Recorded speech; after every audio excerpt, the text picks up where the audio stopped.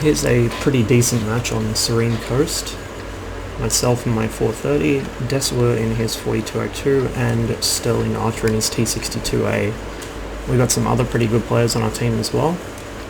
The enemy team also has some decent players, so it's fairly well matched.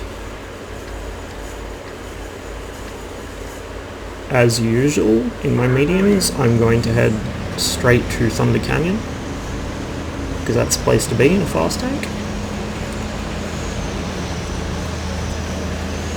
Not only is it just where I usually go, but in this situation they have 2 bad chats and a 1-2-1, and I would very much like to stop those 3 from taking control of that canyon, because if they actually get down there and manage to stop us from controlling it, they can then use the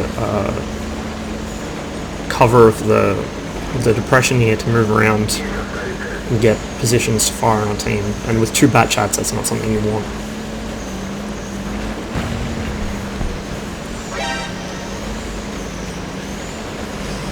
So the first one actually goes down the bridge side and doesn't cross under. The second actually does come into the valley.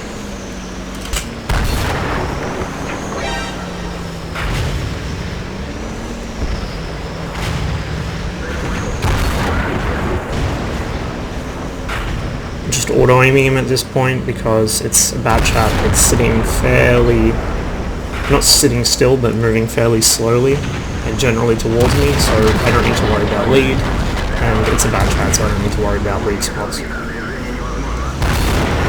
And it works out, he goes down pretty quickly.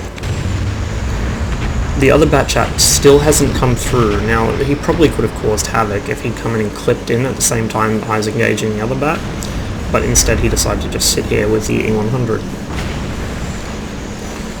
They're obviously not going to push through at the moment, so I start looking for targets over here. Unfortunately the 1-2-1 is not in a position where I can hit him.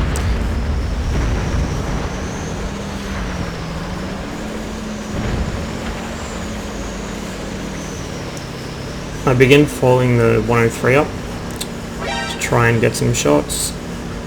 I get lit in the process, and the 1-2-1 begins threatening to come down, and indeed he does actually start coming down. Comes rushing in here, straight into my gun, straight into Sterling's gun, straight into our other 1-2-1's gun. Really clever move here. He rams Sterling and gets completely fucked for it.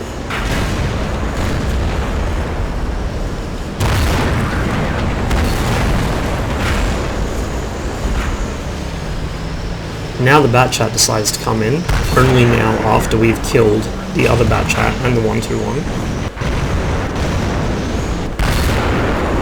I charge forward so he will fire at me instead of Sterling, who can actually be one-shot by him. He tracks me on the corner, finds a spot he can pen, but Sterling, our 1-2-1, and this 103 come up to help me.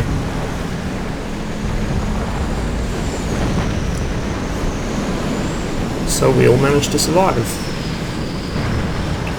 for the cost of 4 enemy mediums.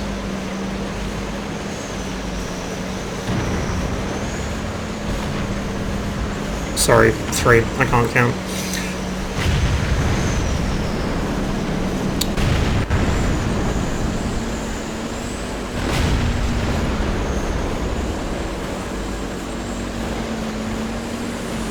I decide to cut across the middle. There's a big group of tanks that I'd like to get shots on, but I don't want to charge headlong into them. I also don't want to come up the canyon, because that's probably where they're looking. So instead I make a quick move down the middle here, on the other side of the rails, where they won't see me, because my tank's too low to the ground. Party's up. And here we go, an E3, an IS-7, and an E-75 with the 105mm gun, the shit 105, not the top 105. So he's not really a threat. I can just happily charge in and shoot him.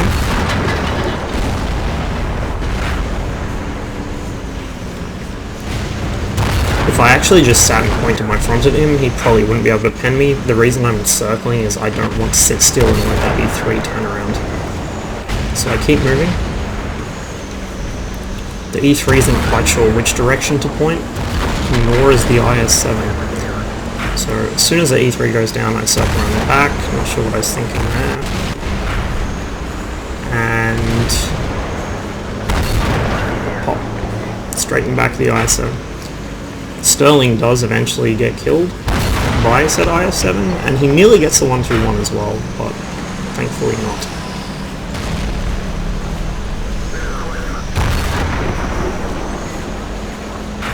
Push on the arty, he's all that's left on this flank. The Waffenträger may have come over, but I decided to just push the arty and be safe. So, sure enough, the Waffenträger's actually on the other flank going down the road. Which lets me deal with this guy myself. And deal with him is exactly what I do.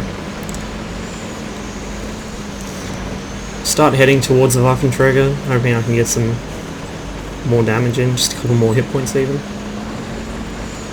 But it looks like he's going to be dead by the time I get there. He's got a lot of tanks bearing down on him.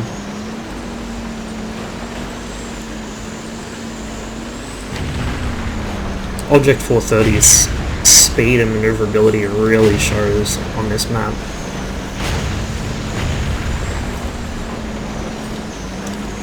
Dessel managed to get the Waffenträger with some help from the 54E1, and that's it. 4.2k damage done. I think I spotted some as well.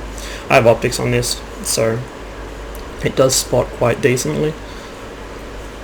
Not a bad match. Fairly typical medium play from me on this map. There are a couple of differences. I won't take the Centurion to Death Canyon because it's just too big and it won't get there in time. With my Cent I tend to hang around on the B line and shoot at people from a distance, hull down. In my E50 and E50M, I go straight for the canyon and ram the first thing I see. And in my Soviet mediums I go there as well, same with the Chinese ones. Heavy tanks I don't really play that much of. Faster heavies like the IS-7 you can actually get into that trench, IS-8 as well. E5, 103, maybe, depending on your spawn. If you get a good spawn you can do it. Slower heavies or just heavies which don't really have the armor to brawl, I tend to hang back and shoot from the B and C lines also. I very, very seldom go east. Typically not a lot happens in the east. It's